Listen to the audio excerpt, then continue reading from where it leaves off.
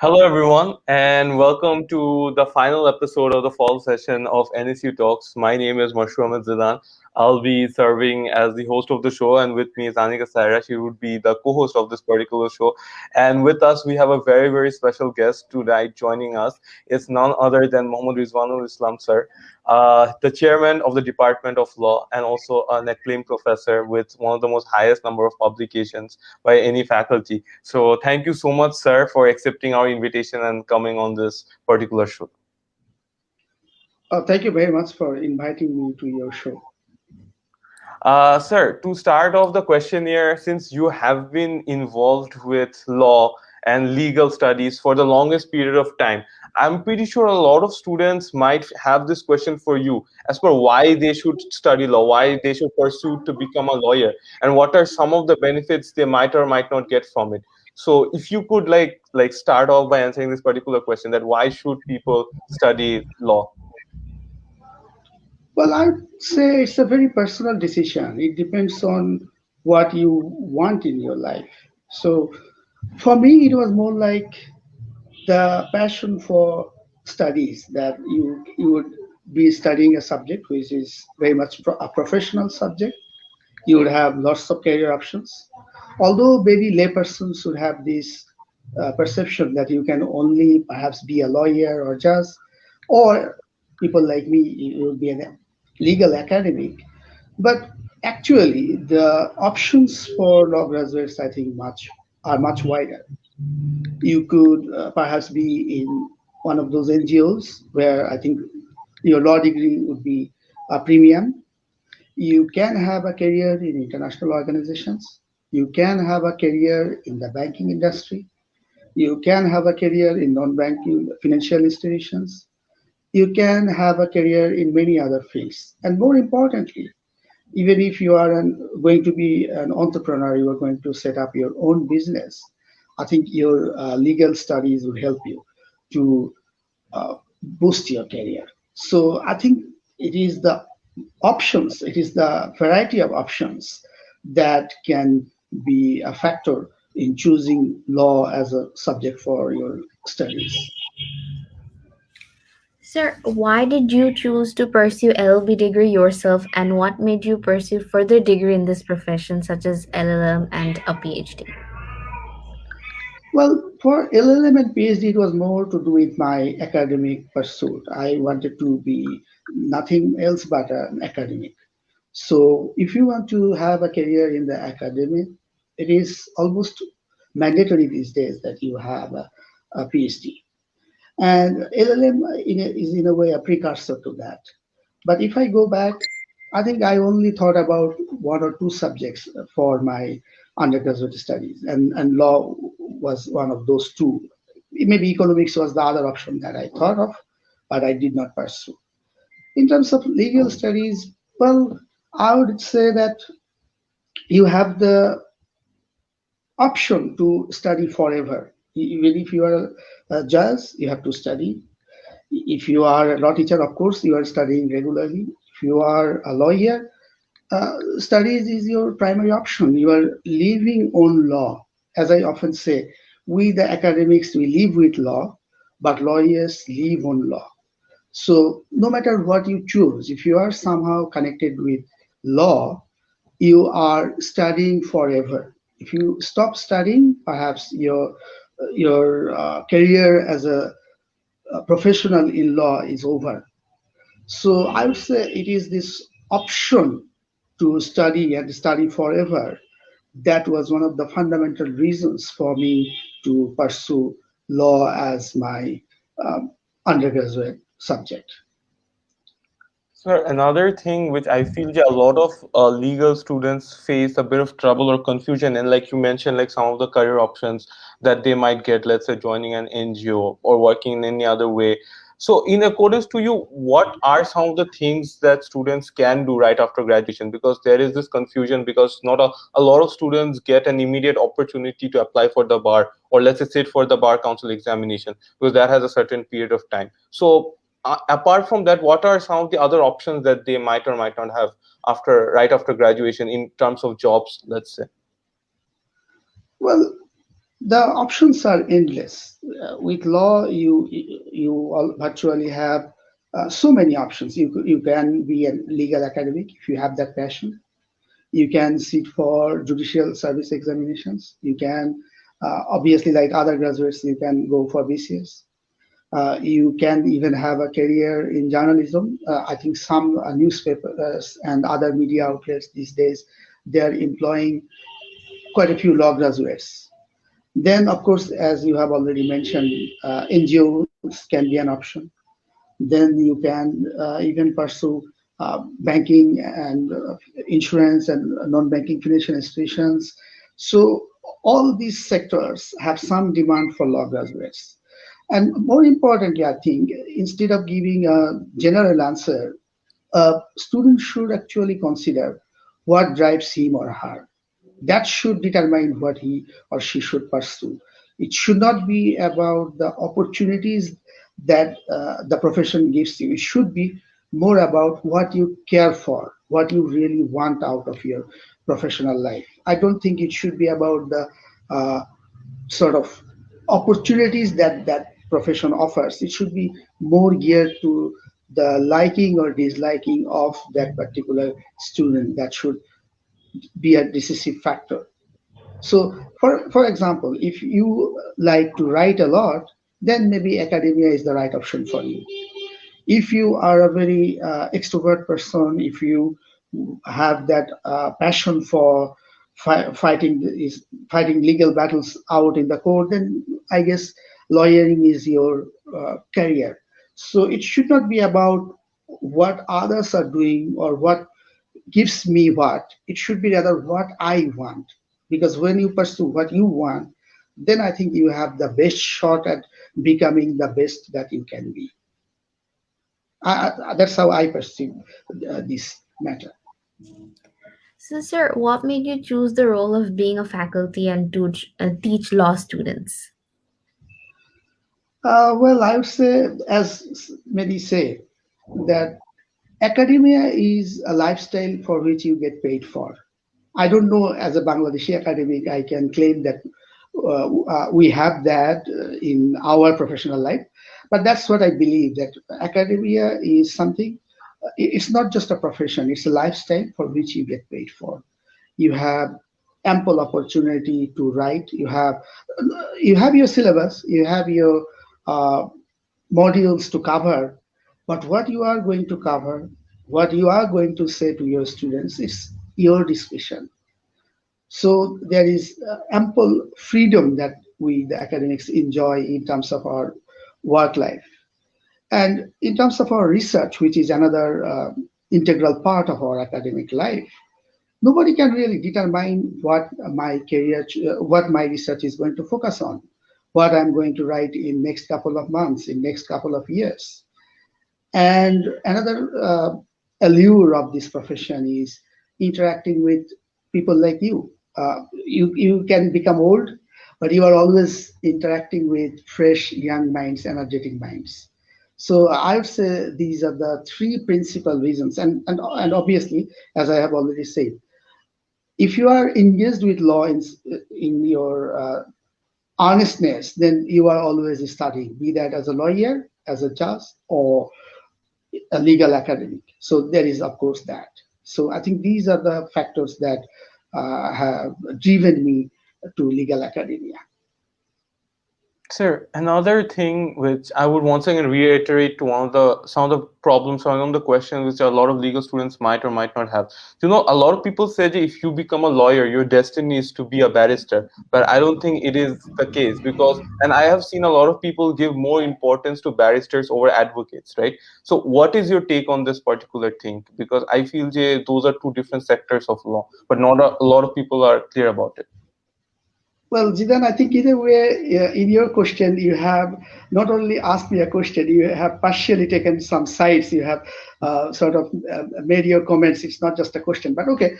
I would tend to agree with you because you see, we have this colonial legacy. So in the colonial era, barrister tag or that title had a special aura, and not just an aura. I would say you had certain advantages in appearing before certain courts. But with all due respect, many of our barristers, or I would say most of our barristers, from the UK or from Australia or in other jurisdictions, many of them do not have that right to practice in the UK. And if you are not going to be practicing in the UK or in Australia or in Canada or in any other common law jurisdiction where there is this uh, tag of barrister at law, then I'm not particularly sure that you need to spend that much money and time and energy in getting a certificate, which is basically a professional qualification, not an academic qualification. But having said that, I guess it is still carries some weight to some clients in this country. So the thousands of meritorious people who are uh, going after this, I don't want to say that they are not smart enough or they are simply wasting their money, time, and energy. Obviously, it has some advantages. It can give you some special professional training, but I don't think it in itself is enough for you to succeed in our uh, bar, and I don't in any way think that it is a prerequisite for you to excel in the bar. You would find that there are some leading lawyers. I think late Mahmoudul Islam would be an example, who I think was not a barrister, but by any measure, he was one of our leading lawyers of last couple of decades.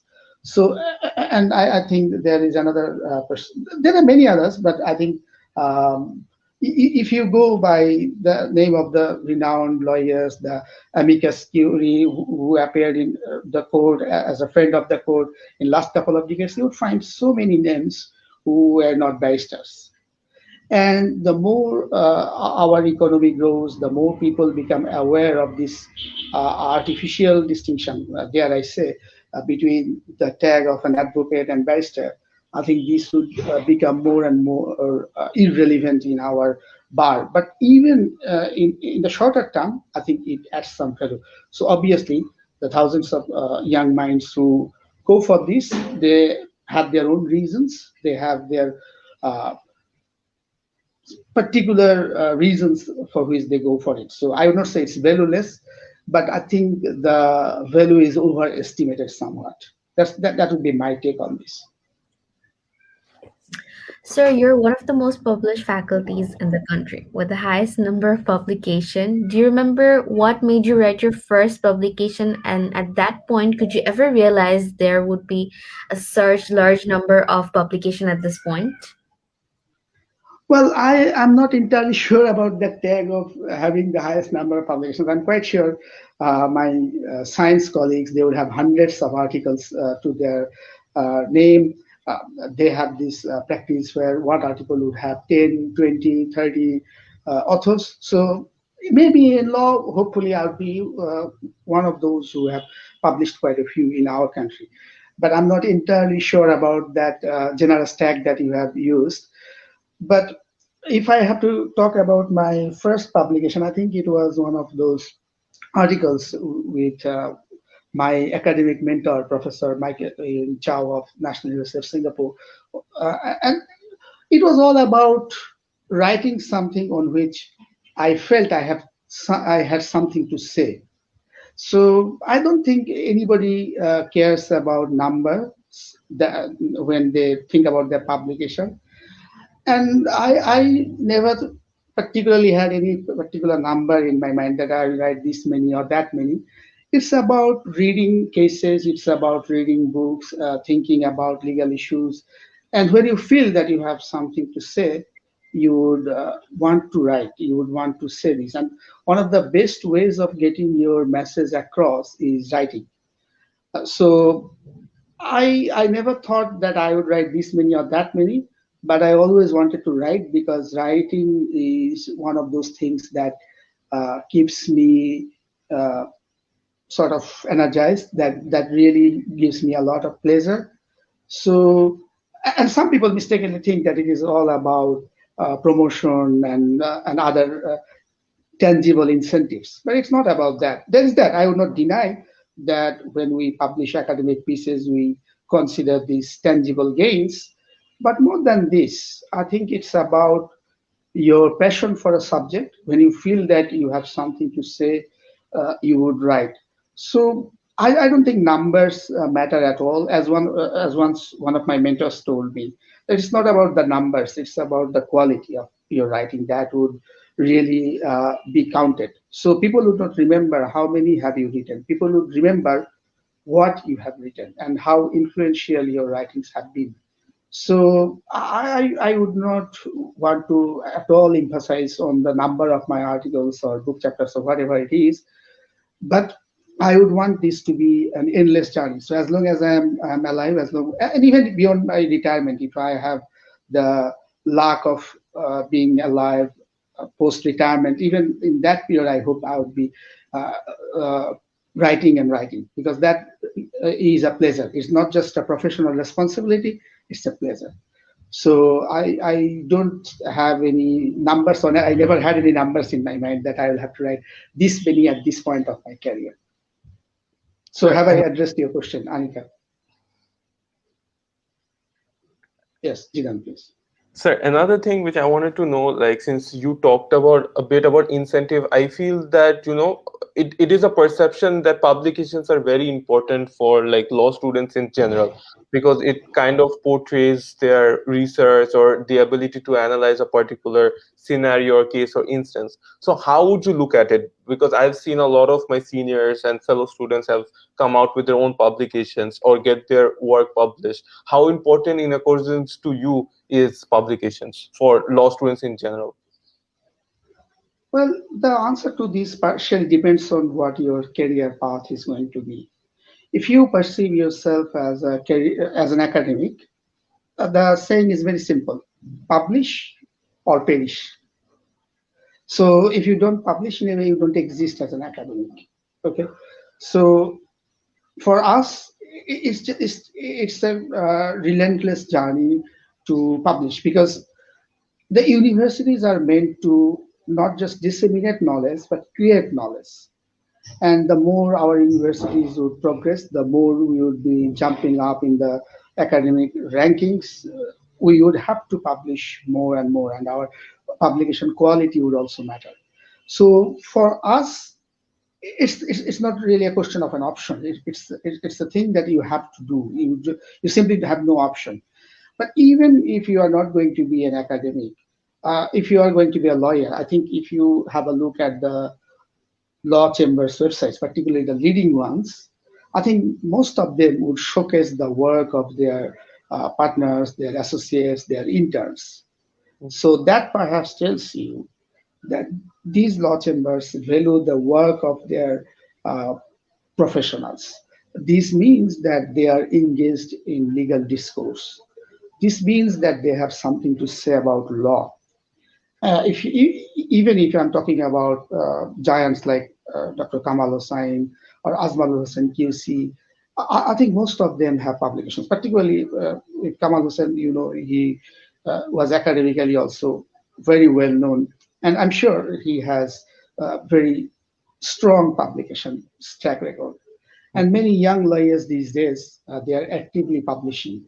And if you have a look at the Western law firms, I think all leading law firms would be having professionals who are publishing regularly. I can think of, if I think of my own discipline, Edwin Vermulst, one of the leading trade lawyers. Despite his very busy professional life, he is the editor in chief of Journal of World Trade. So that shows you that how much he values his publications, or how much he thinks that the editorial roles, publications add something to his professional profile. Beyond this, if you are working in an NGO or you are working for an international organization, even then, I would imagine that publication shows that you have something to say on your topic, you have some expertise to share, and I would imagine that definitely those add some value not only to that respective person's CV, but also something to that organization's stature, that organization's visibility.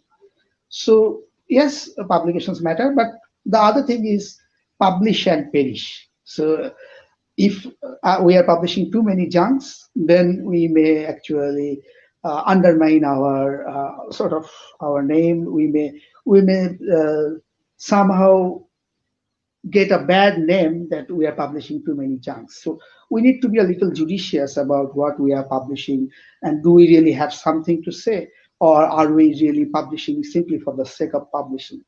So for younger people or someone at the beginning of the academic career or professional career, I think this can be at times a tricky choice. But on the balance, I would say it's better to publish if you have something to say, if you feel that you have something worth saying.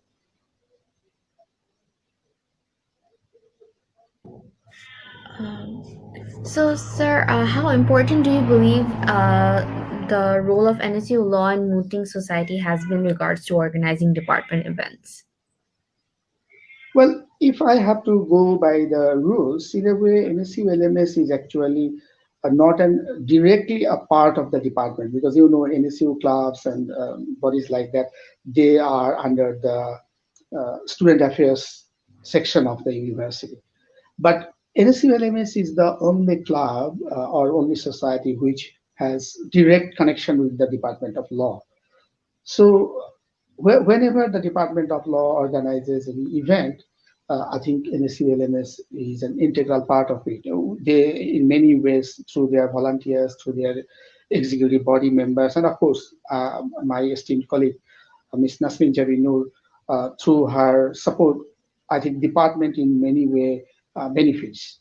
So formally speaking, yes, NSULMS is not really part of the department, but informally, it is a very important part of our department. Every extracurricular activities that we organize from our department, I think NSULMS provides us very valuable support, which I would say supports us in so many ways in organizing any extracurricular or co-curricular activities of the law department. So their role is very, very vital for the department, I would say that. And sir, besides that, since we're talking about NCLMS, how do you look at mooting? I think you have judged various mooting competitions. So how important is mooting in accordance to you for a law student or for a legal student? And also, I would like to add something to it. Do you encourage your students to like write publications or do mooting competitions or be involved in this co-curricular and extracurricular activities? Well, it's not about mooting or publication. To me, it's about mooting and publication, or publication and mooting. So both are very important. Now, why mooting is important?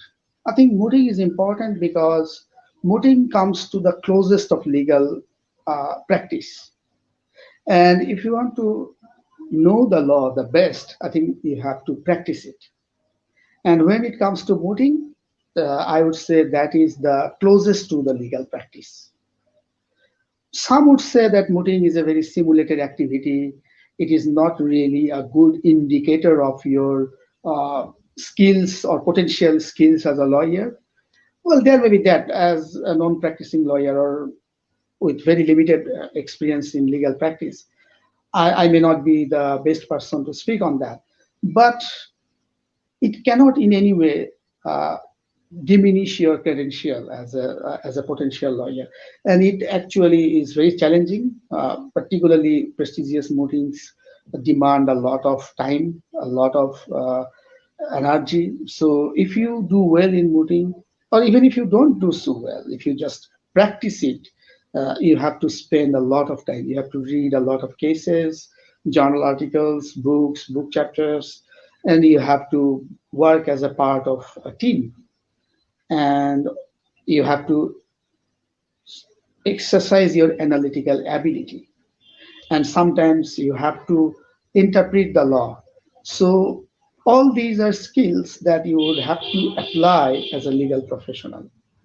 So for sure, mooting gives you an invaluable experience for your professional life. So I would not say it's about mooting or publication first, mooting second, or mooting first, publication second. There's no sort of that.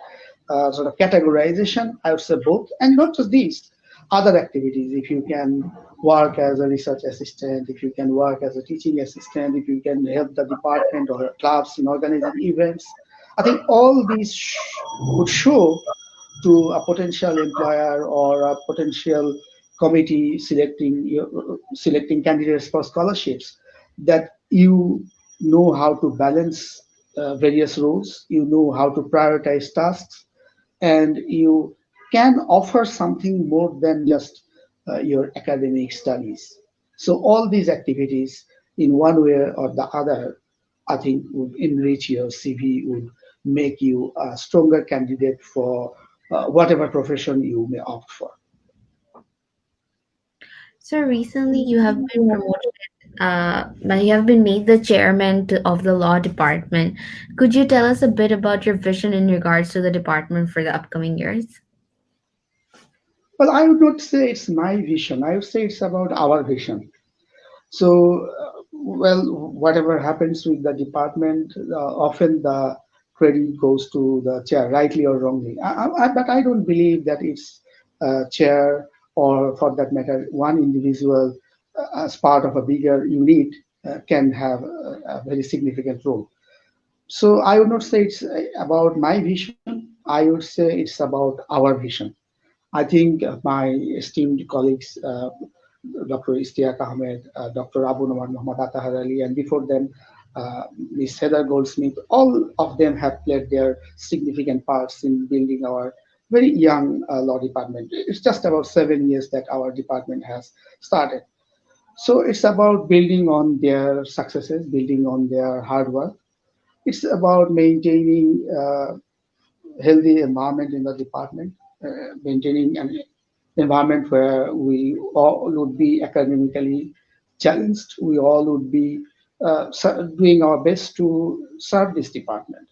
And I think we already are doing quite well, but there is no end to do to excel more and more and to ask for more. So I don't want to be happy on sitting on our laurels. I rather would like to see that we are trying to chart into those uncharted water where we have not previously succeeded, or perhaps uh, explore things that we did not explore. And I don't think it's about the vision that matters. I believe that it's about what we do that matters. So hopefully, in coming months, we would be able to see if, with the generous support of my colleagues and my dear students, if we can make our department stronger academic department, a better place to work, a better place to study. That's what I would hope to see. And sir, besides that, like NSU has a lot, like various departments. So if you want to make sort of like a comparison or an estimate, since law department, as you mentioned, is very new, what would you say like some of the opportunities that our department in particular provides? Because I think a lot of like freshmen who are wanting to study law might as well like look at our department and might ask what are some of the opportunities that NSU law department provides. So if you had to address like that particular issue. Well, I would not sort of compare us with other departments, but I would rather focus on what we may or what we should be able to offer. You see, I would say our department is relatively small in NSU terms, but small is not perhaps bad. I would say our small is beautiful. So it's a very sort of family-like environment where most people know most other people, where you would not feel that you are neglected. There would always be some faculty advisor who would be associated with you, who may be just one email or one phone call away from you. And I think before pandemic, we had so many activities, particularly boosted by NSU LMS activities. But even within our own department, I think we organized quite a few events. So students should not feel that they are left alone. And if they are going to explore their potentials, I think they have enormous opportunities for that. We have our club activities, we have our NSU guest lecture series, which attracts quite a few esteemed people every year. Their lectures can give you some new insights. And in terms of uh, other co-curricular activities, we are doing well. And our graduates are also going to world's best universities. Some are even with scholarship. So that means our undergraduate studies is not that uh, far behind from the global standard.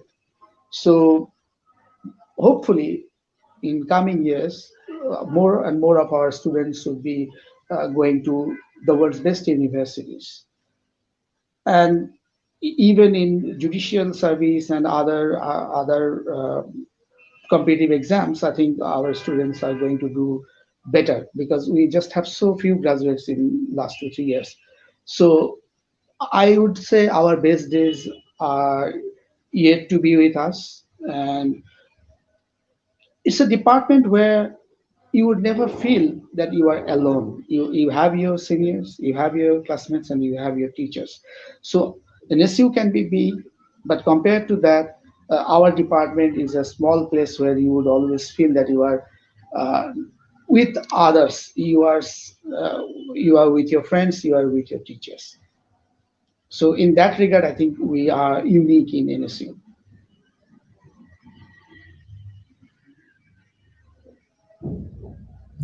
Sorry, sir. Sir, how was your personal experience been serving as a faculty member in North South University so far? And what made you choose North South University? Well, there are two parts to your question. I think I would focus more on the first one, not so much on the second one, because second one is also a lot. It's not just about professional things; it's about other personal issues. So I'd rather focus on the first part. I think at NSU Law or all other departments, compared to other universities in our country, we have more space for research. So if you are in other private universities, particularly, but even in, I guess in some public universities, you are encumbered by too many administrative and other responsibilities. But at NSU, I think compared to others, we have a great deal of space for our research. So that was a very important factor that I took into account and that I enjoy. I cannot say that I enjoy this anymore with this added responsibility of the chairperson because chair's role is primarily administrative and I would say secondary academic role. But for faculty without any administrative responsibility, I think we have enough space for research compared to Bangladeshi standard.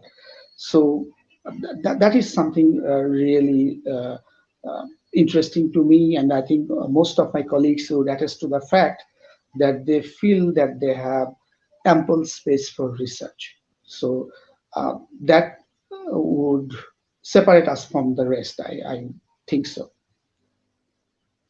Sir, while we talk about the department and some of the opportunities it provides, I believe like DLA Piper, which is one of the most renowned law firms in the world, our students have also gotten like a scholarship from there as well to do internship there. And so, if you could tell us a bit about that, about the DLA Piper program, because I think a lot of students might be interested in knowing that, sir.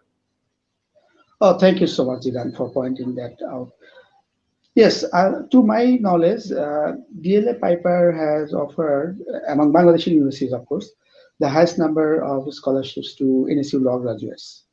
So it's a good opportunity. It just not makes their NSU studies tuition free. I mean, they bear the full tuition fees for the students who get these scholarships.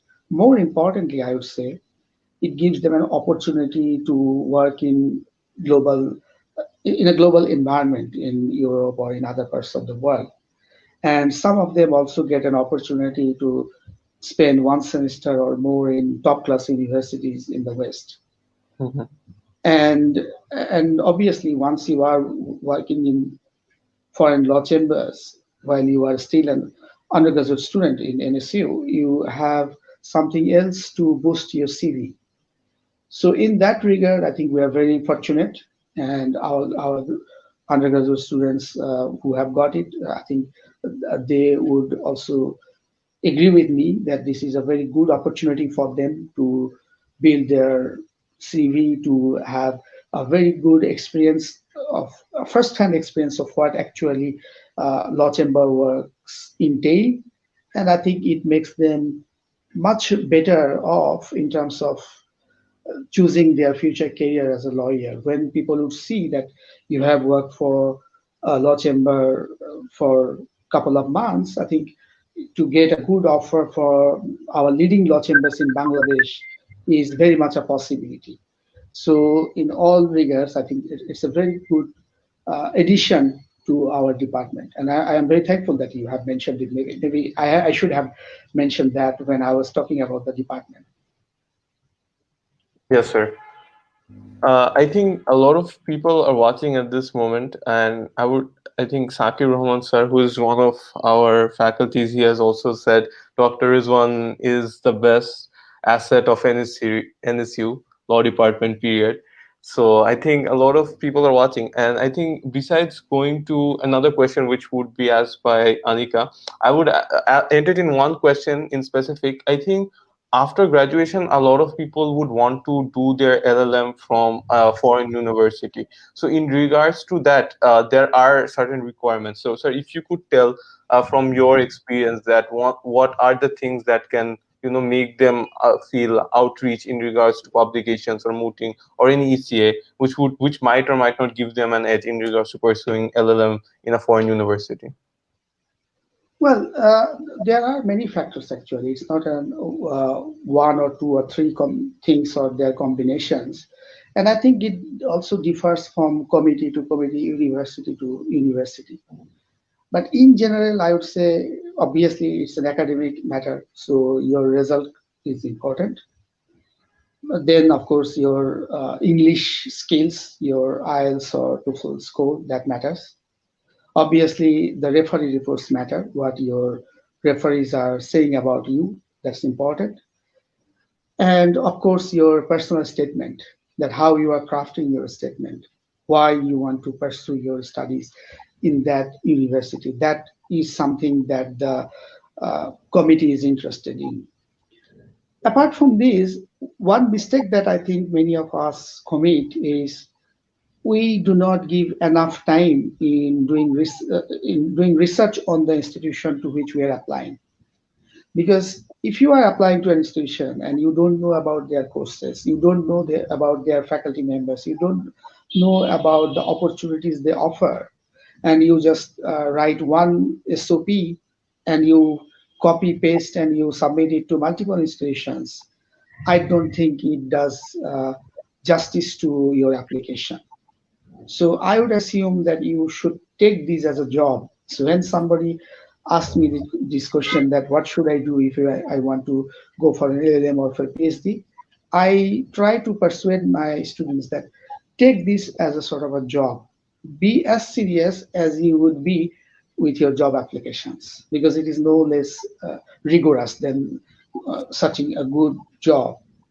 So you have to know their program very well. You have to know their faculty. You have to read their prospectus, and you have to show a genuine awareness about their program, and you have to show that what that degree would do to your life, and how your existing studies, your existing background fits with that program, and how that program can be a breeze to your future career success.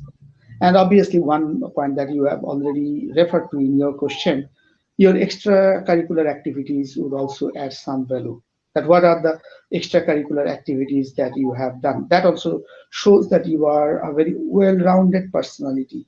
You are not just someone who is bookish, who is just studying and not doing anything else. So I think that is also a factor that a committee would be interested in. Sir, could you tell us a little bit about the law lecture series? Well, if I have to talk about the law lecture series, I would first of all have to thank my colleagues, particularly Sakib Rahman and also some others who have played a key role in this. I think we have been very fortunate to get some first-class academics in our law lecture series, and we have also had some policymakers, some diplomats in our law lecture series, some leading lawyers. And now that we are in this pandemic situation, we are organizing. We already have organized some, and I will hope we will be in coming months organizing many more webinars. So hopefully this would stimulate academic debate. This would stimulate some sort of academic engagement with world's leading academics, and hopefully this would benefit my students to know how academics think, to know more about some pressing academic legal issues, and hopefully would inspire some of them to pursue those topics, pursue those legal questions, and write on them. And if I may go back to one of those questions that Jidan has asked me, that what our law department does compared to many others, I think another unique feature of our law department is we, not just through faculty writing, but also through our student writings, we contribute very heavily to our public discourse.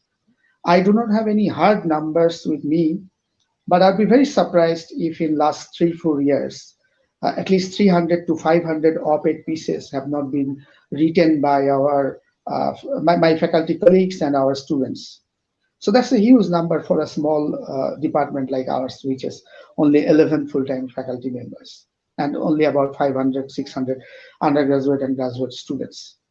So I hope that this law lecture series would even add further stimulus to these public pieces that my students and my esteemed colleagues are contributing to.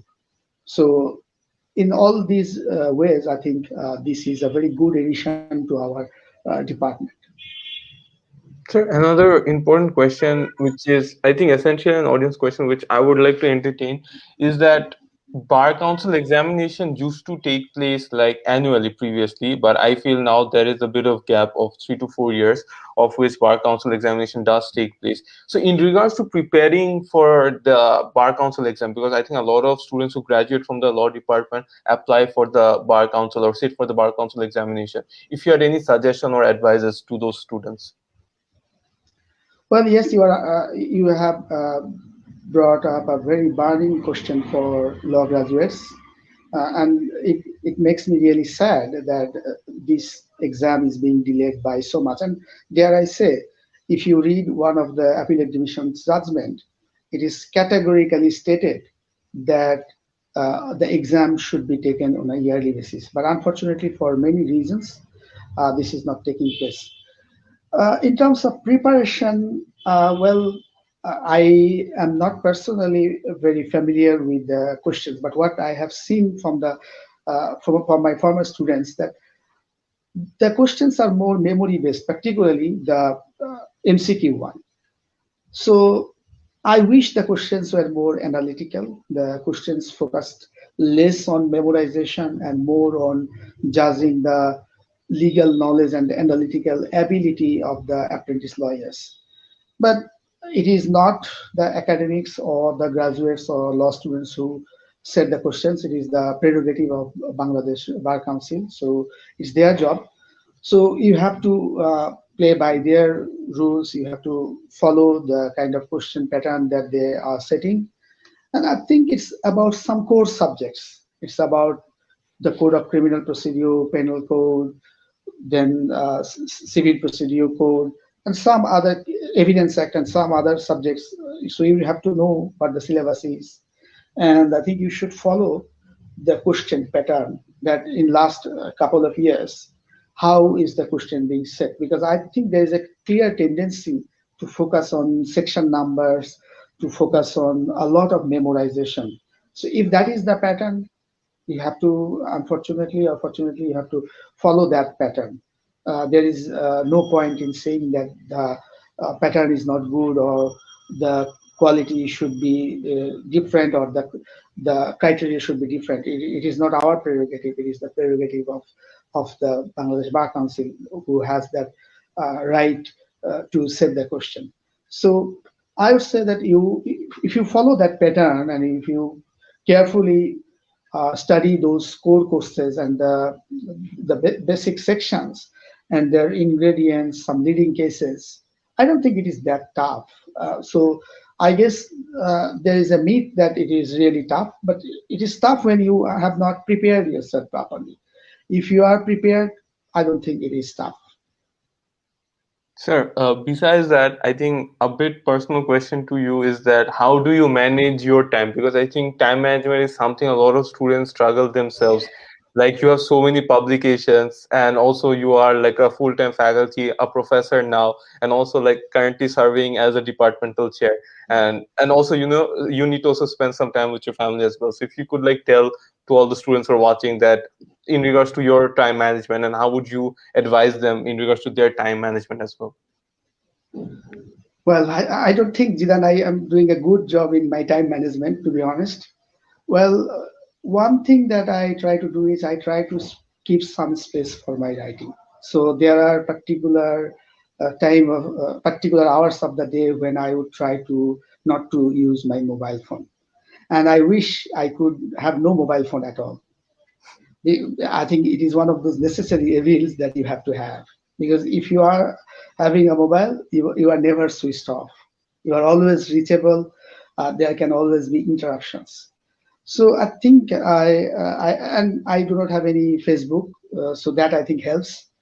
Although I cannot say that I do not have my social media presence, I have my LinkedIn, I have Twitter. No, though not as frequent user as many of your generation perhaps are, but I still use LinkedIn and Twitter. So that perhaps is a distraction. And as I have already said, I don't think I manage my time too well, but I try to have certain hours of the day when I know that I do not have to entertain phone calls, or I can forget that I have anything else other than my studies and my writing. But I must admit that the older I become, or with this administrative role, this is becoming more and more challenging. And at times I feel that I am becoming more an administrator than a researcher or teacher, and that makes me feel sad. But if you have the passion for your work, then somehow I think you would be able to manage time. Yes, there will be weeks when you would perhaps have no time at all, maybe not even a couple of hours at a stress, in which you can simply write and write, or you can study and study. But when you are passionate, I think you would somehow have your own space. But I must at the same time say, I often feel guilty that in the process I deprive my family, uh, uh, and not just my immediate family. I think many others whom I love, my parents, and obviously my sons and my wife. So if you have to have your professional writing going on, your other professional commitments fulfilled, it is so difficult these days with the flurry of emails and phone calls for you to have enough time or space for your family. So yes, it's a challenge. I wish I knew how to manage it properly. And sir, also like I think a lot of your students are watching, and one particular student, her name is Nisha Toma.